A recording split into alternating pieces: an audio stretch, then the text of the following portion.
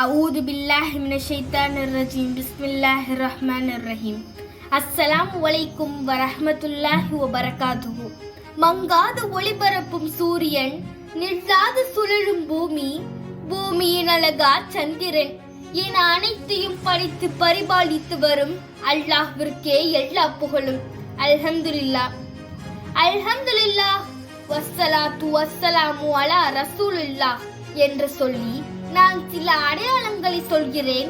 அது யாரை குறிக்கிறது என்று நீங்களே சொல்லுங்கள். இறுதி தூதர், ஈருலக தலைவர், நற்குணத்தின் தாயகம். இதையெல்லாம் கேட்கும் போது உங்கள் மனதில் யாரை பற்றிய எண்ணம் வருகிறது சொல்லுங்கள். நபி முகமது முஸ்தபா ரசூலை கரீம் ஸல்லல்லாஹு அலைஹி வஸல்லம் அவர்கள் தானே.